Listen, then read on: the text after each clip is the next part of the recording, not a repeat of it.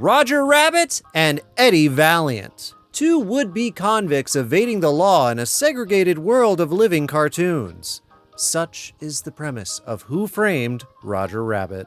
You know, I loved this movie as a kid, except for Judge Doom, and the talking bullets, and the monkey guarding the bar, and the shoe. But aside from all those nightmares, Roger Rabbit and the framing of his person have stuck with me for most of my life. But recently, a new question has arisen. How much did Detective Eddie Valiant make off this caper? Hello, and welcome to Foot the Bill, where we audit your favorite media. My name is Trey, and today we're looking at Who Framed Roger Rabbit, the most beautifully animated childhood trauma you can imagine. Oh, that poor shoe. For this movie, Eddie gives us the rules we'll be observing. The job's gonna cost you $100, plus expenses. $100? That's ridiculous. So's the job. When he's first approached by Maroon to follow Jessica Rabbit, Eddie charges $100 plus expenses. And that plus expenses is what we'll be following closely for this film. So, every expense that can be expensed by Eddie will be tallied up, and at the end, we'll see what his bill would be and how it compares to historic private detective work. Speaking of historic, the film takes place in 1947 Los Angeles, fresh out of World War II. It's a new Hollywood, baby, and business is a boomin'. But with booming business comes crime, and with crime comes private detectives. So, how much does a private eye for cartoons cost? Does Eddie work for peanuts? Or is he pricier than a Maltese Falcon? Here's your half of the Sunshine Acid, and let's dive in and find out. The movie opens to the smoothest animation I've ever seen. Seriously, you can tell no one expected this movie to be made. They spent time on these cells. Phenomenal. I think this might rival Paprika for me. Anyway, we're introduced to Roger, that's Roger, and Baby, that's Baby, doing their Hollywood best to get the scene right. Only Roger keeps doing it wrong. Geez, Rog, it's like you don't want this picture to happen. I can give you stars. Look!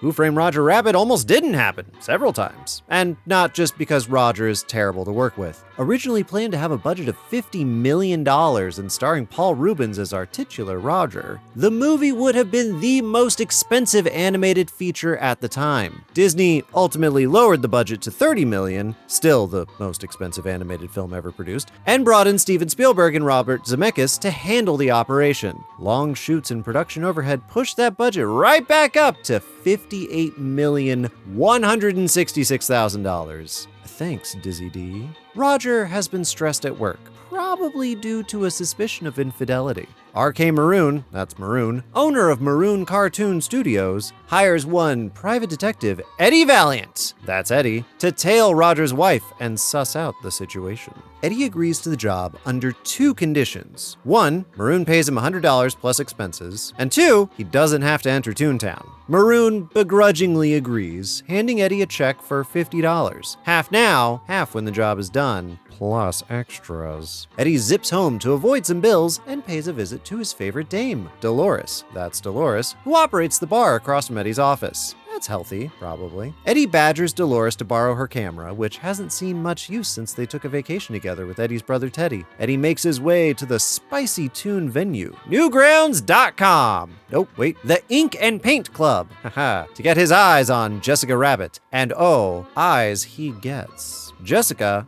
that's Jessica, is the star of the show, really giving Eddie the performance of a lifetime. Sweating bullets next to Eddie is Marvin Acme, that's Acme, owner of Acme Studios and Toontown. It's a bit weird that a guy can own a segregated sentient city, but I guess that's the 1940s for you. After the show, Eddie sneaks around to the alley to get his voyeur on. And he catches, oh my god, it's Jessica Rabbit and Acme playing patty cake. Damn, Eddie, saving some of those photos for the stash? The following night, Eddie returns with the goods to Maroon's office, where the two confront Roger, you remember Roger, about his wife's infidelity. Salacious. Eddie gets his second check, as well as expenses. For this foray, I'd argue those photos count as expenses and get added to Eddie's tab, which, damn, would not have been cheap back then, relatively. I think Eddie's camera, which is actually Dolores' camera, is some kind of Kodak Bellows camera, possibly a pocket Kodak, manufactured somewhere between 1929 and 1931. It's hard to pin down specifics, but it looks like it might have cost Eddie around $1.25 per roll for development at the time. Pricey, but not terrible. For reference, adjusting for inflation, that's around $17.81. Although, if you want to develop vintage film today, it'll actually cost you somewhere in the ballpark of $20 to $50, depending on the number of prints you want. Yeah, that's actually not a terrible deal. I'm sure Roger can appreciate this little historical analysis. Right, Roger? He must be camera shy. Eddie heads back to his office to reminisce about his brother and better times before being rudely woken up by his cop friend. Turns out Acme, you remember Acme, has been moited, and the fuzz is fingering Roger for the crime. What with all that yellow paint on the rope that was holding up the safe. Ow. Eddie spies Jessica, you remember Jessica, in the office of the warehouse, and she spies him too, with a very public slap. Classy! Eddie watches Acme's body bust open a box of sentient shoes and tries to pick up his ring when it's stymied by totally normal guy Judge Doom. That's Doom. And actually, I don't know if he has a first name. Well, frankly, I'm surprised he has that as a last name. Or maybe it's a mononym, like Cher. Anyway, Doom starts haranguing Eddie about his presence at the crime scene, pushing him to spill the beans on where Roger might be. Eddie brushes off the Inquisition just in time for the Toon Patrol to arrive, a gaggle of zoot-suited weasels. Doom shows off his method of execution planned for Roger, a barrel of acetone, benzene, and turpentine.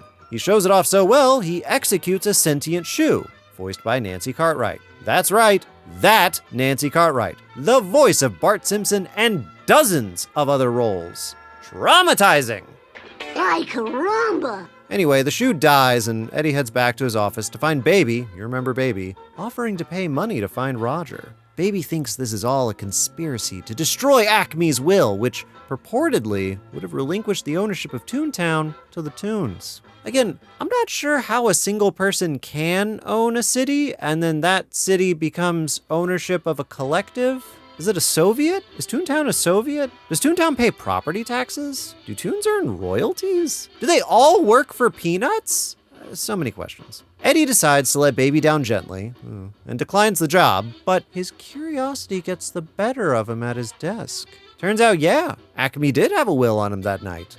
Eddie's at his wit's end with this whole shebang, wondering if he's even the right guy for this job. And he's not the only one. There was a laundry list of actors who declined the job of playing Eddie, and Bob Hoskins was far from the first choice, it turns out. A veritable who's who of 1980s Hollywood was approached for this role. And one by one, for one reason or another, they all turned it down. Harrison Ford, Chevy Chase, Bill Murray, Robin Williams, Robert Redford, Jack Nicholson, Sylvester Stallone, Edward James Olmos, Wallace Shawn, Ed Harris, Charles Grodin, and Don Lane were all considered before Bob Hoskins was chosen, and definitely not because he was the only guy to pick up the phone when the studio called. Congrats, Eddie! It's a Bob. Well, better just sleep off this unnecessary day. Aw, Eddie sleeps with a Stuffy. That's cute. Wait, that's no Stuffy. That's a Toon! Roger was hiding out in Eddie's office, and he swears he didn't kill Acme. He was busy writing a love letter to Jessica on a spare sheet of paper. Oh, how romantic. Roger decides to get kinky in the closet, and Eddie figures he's locked into this job now. Doom's goons show up and trash the joint, which, yeah, I'm gonna add that to the list of expenses. Eddie scurries Roger across the street to Dolores' bar to hide him. But tell me, Eddie, is that a rabbit in your pocket or you just happy to see me? Losing a pair of handcuffs in the process. He doesn't want us to cut through our chains. He wants us to cut through our feet. Back at Eddie's office, Jessica has swung by for a visit. She offers to hire Eddie to find Roger, but Eddie isn't sure he can trust her. I'm not bad. I'm just drawn that way. Jessica admits that she was part of a blackmail plot against Acme set up by Maroon. That if she didn't play patty cake with Acme, Maroon would make sure Roger never worked again. Dolores pops by with yet another twist. Maroon doesn't want Toontown. Cloverfield, yet another competing company in this insane cartoon dog and pony show, has put in the highest bid. And unless Acme's will shows up by midnight, Toontown is bye-bye. Weird that a company that bought up all the public trolleys in LA wants a cartoon city, but who am I to understand the whims of the wealthy? Back at the bar, Roger is trashing the place quite thoroughly, entertaining the guests, completely blowing his cover. And indeed, who should show up but the judge? Doom, you remember Doom, was tipped off that a certain obnoxious rabbit was staying in the bar. I'm looking for a murderer. Sorry, a certain obnoxious murdering rabbit. Doom offers $5,000, roughly $70,000 in 2025, for intel on the Bunny Buddy. With no takers, he pulls out the ultimate strategy: a shave and a haircut. No Toon can resist. And Roger resists not, exploding from the wall. As Doom prepares to dip Roger, Eddie offers a consolation, a final drink, a double bourbon. But it was a ruse! Roger's a raging alcoholic, and when he drinks, well... Eddie and Roger escape the bar into the loving arms of convict convertible cabbie, who whisks them away to a movie theater. With some room to breathe, Eddie comes clean to Roger. A Toon killed his brother, dropped a piano on his head, and ever since, he's had trouble trusting Toons. The two grew a little closer today. Dolores drops by with Eddie's car and some supplies, and the two catch up, or were about to anyway. Please, don't mind me.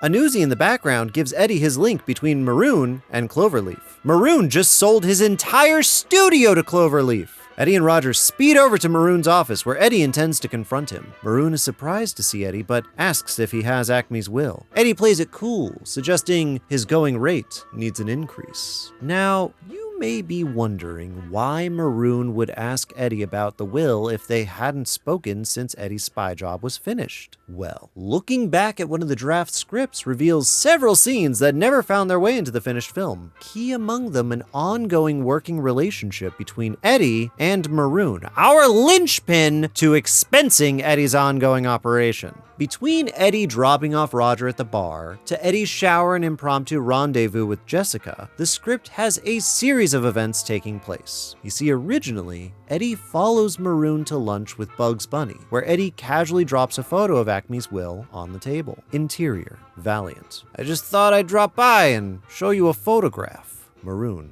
I've already seen your photographs. Valiant. Yeah, but I enlarged this one. Thought you might be interested. Valiant takes an enlargement of the patty cake shot and puts it on the table in front of Maroon. We can clearly see the will sticking out of Acme's pocket. Anyway, enjoy your lunch.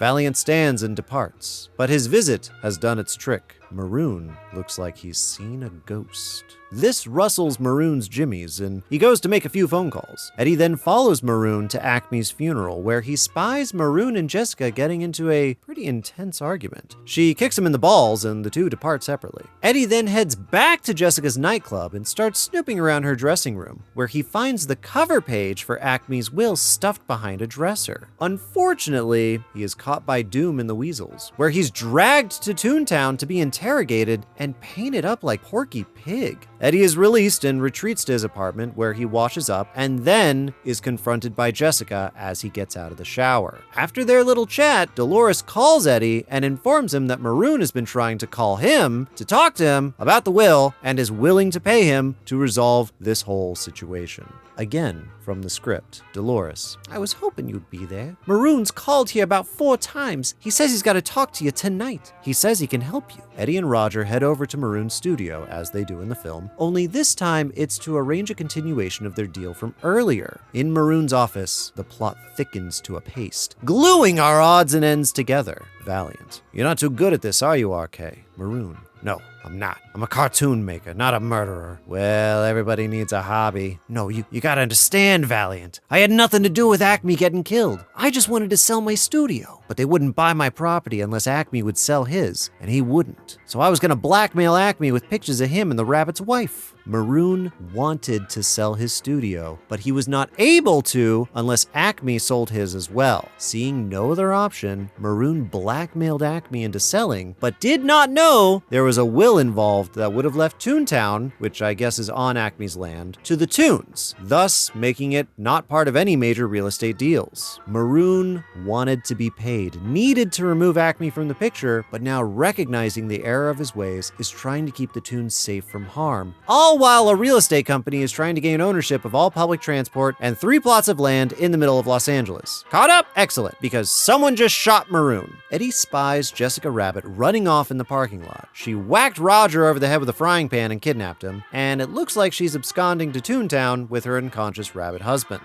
After a short drive, Eddie takes a moment to breathe at the tunnel, unpacks his trusty Toon 38 Special with its host of sentient bullets, and executes his bottle of whiskey. You know what? I'll add this to his expense list because he has a frickin' holster for the whiskey. The two were clearly close. I don't care that he shot it himself. Sue me. I am not charging for the bullets, though. Eddie hops back in his car and drives into Toontown, and right about now, your half of the sunshine acid should be kicking in.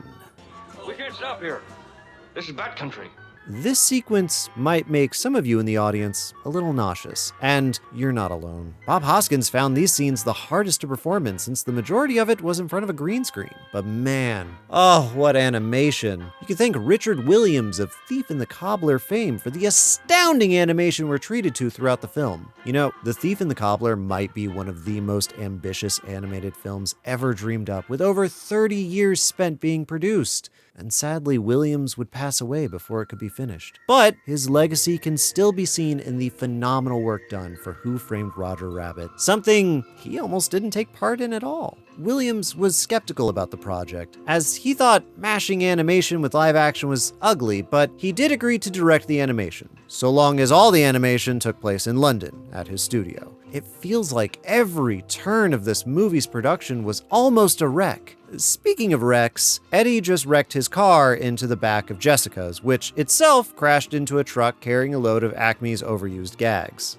Classic. Eddie goes on the hunt for Jessica, eventually finding Mrs. Rabbit in an alley, about to cap him. But what's this? She's actually saved his life. His would-be assailant killed R.K. Maroon, and, if Jessica is to be believed, Doom pulled the trigger. Yeah, that silhouette would imply that Doom pulled the trigger. The two rush out of Toontown to find Roger, who's gone missing. Again, Jessica spills the beans. Acme confided in her that Doom is after Toontown and would stop at nothing to get it. I guess that means Doom is in real estate? Are judges allowed to be this speculative in California? Has he considered Mars as an alternative? Acme gave the will to Jessica for safekeeping, but it was just a blank piece of paper. Acme, you goofy bastard. No wonder Wile E. Coyote was suing your ass. Outside the tunnel, Dooms kicked over a barrel of acetone, melting Cabby's wheels. These scenes really messed with me as a child. I never felt more empathy while watching a cartoon. Doom, having captured Eddie and Jessica, dragged them to the Acme factory to reveal his vile scheme. As the weasels frisk Eddie and Jessica in search of the will, a trap in Jessica's cleavage goes off. It wouldn't be a movie worth covering if it didn't have a bear trap. Nice booby trap. Outside, Roger has stolen Eddie's car and picks up Cabby en route to rescue Jessica and Eddie. Again, the script fills us in a bit on what we're missing here. See, in the script, Roger was handcuffed to the steering wheel of Eddie's car by Eddie, having never actually been kidnapped by Jessica. Instead, while Eddie was chasing Jessica and then chased by Doom's goons, Roger accidentally started Eddie's car and took it for a joyride. A short while later, Roger emerges from Toontown with a very damaged Eddie's car, as we see in the final cut. Way more trash than when he parked it. So, charge for that totaled car. Back at Acme, the Toon Patrol are about to bust through the brick wall separating the Acme warehouse from Toontown. Doom seems really intent on starting his property redevelopment as soon as comically possible. Doom tells us he's the sole stockholder of Cloverleaf and reveals his insane acetone cartoon destruction street cleaner sprayer thing. like a Dr. Seuss nightmare, as well as his nefarious plot. Doom bought all the public transport and several plots of land in LA for the purposes of building a freeway through the city. That's right, his dream is to eliminate Los Angeles walkability in favor of several lanes of asphalt and a line of gas stations from here to Vegas. That's evil as fuck.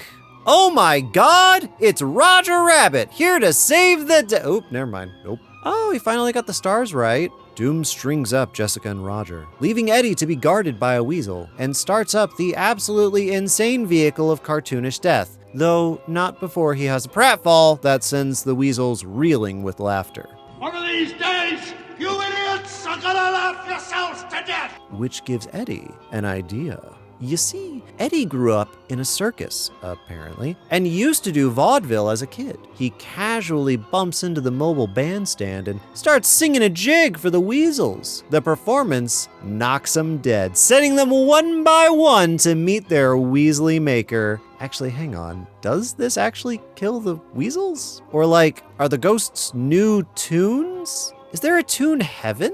Wait, they're villains. Is there not a toon hell? What the fuck? Eventually, the weasels are taken care of, but the machine has started to roll and threatens to end Roger and Jessica. He tries to stop the machine, but is interrupted by Doom. Doom gets the upper hand and starts driving a freaking steamroller at Eddie. Jesus! But Eddie uses a portable hole to get the slip and knocks Doom down. Eddie glues Doom to the steamroller, leaving him as he shuts down the entire machine. Doom is given the squeeze, screeching as he's flattened, but he doesn't die. Oh no. Doom is a toon! The very same toon that killed Eddie's brother Teddy all those years ago. Remember me, Eddie? When I killed your brother, I talked. Just wait! Toon Doom starts to go ham on Eddie, threatening him with jigsaw-like creativity before Eddie finally launches a fist into the release valve of Doom's machine, flooding the room with acetone. Doom begins to dissolve in his own execution sauce, screeching inconsolably. Eddie watches as the machine rolls into Toontown and then is promptly pulverized by a train. Nice. Eddie rinses all the acetone into the sewers, that's probably safe, freeing Roger and Jessica. The Fuzz pull up, quickly determining that the guy named Doom was the villain. But what about the will? Yeah, Acme wrote it in disappearing ink because he's hilarious. Roger's love letter was written on Acme's will, unbeknownst to anyone. The Toons inherit Toontown, which I'm still confused as to how that all works. Like, do they pay taxes? Are they functionally immortal? Do they need to eat? Are they vampires? Is this all an analog for vampires? Or is it actually an analog for segregation and economic disparity? Well, that's not for us to answer. Nope, we're here to find out how much Eddie is due. So, how much does Hollywood owe Eddie Valiant for finding Acme's will, saving Toontown, and covering his expenses? Let's find out.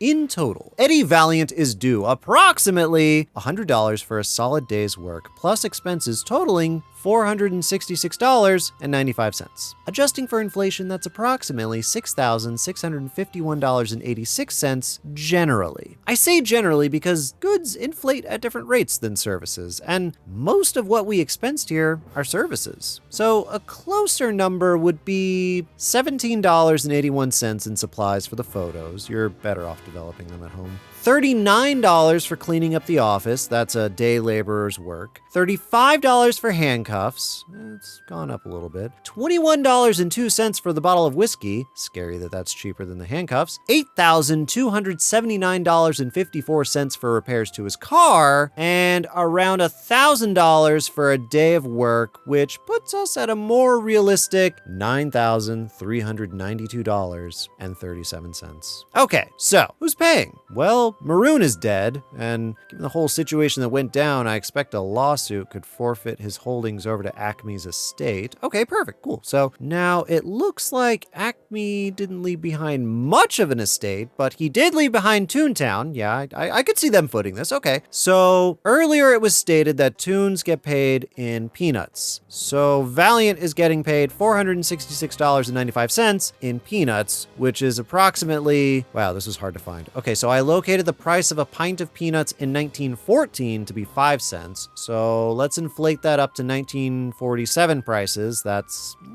approximately 11 cents per pint. Okay. Which means he's getting 4,245 pints of peanuts, or 2,346 pounds and 15.8 ounces worth of peanuts. That's a lot of nuts. Adjusting for inflation, that's what, $9,392.37 worth of peanuts. Peanuts are $2.16 per pound, so 4,348 pounds of peanuts in 2025. That's so many peanuts. Ugh.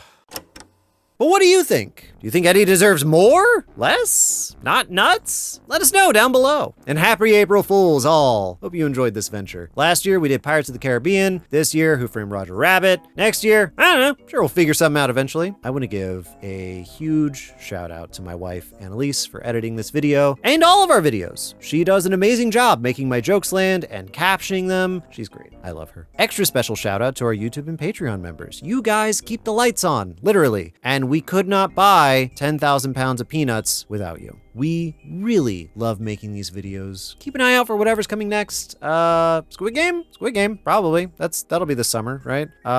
Is Saw the video game out yet? Probably not. No, definitely not. So those two, then. Hell yeah! And Law Abiding Citizen, and Level With Me, and The Game, and I don't know, Matilda. Probably do Willy Wonka with lawsuits, you know, bodily harm, OSHA. I might try OSHA again. I tried researching OSHA. Anyway, thank you so much for being here, and remember, I'm here to make stuff if you're here to watch. Thanks.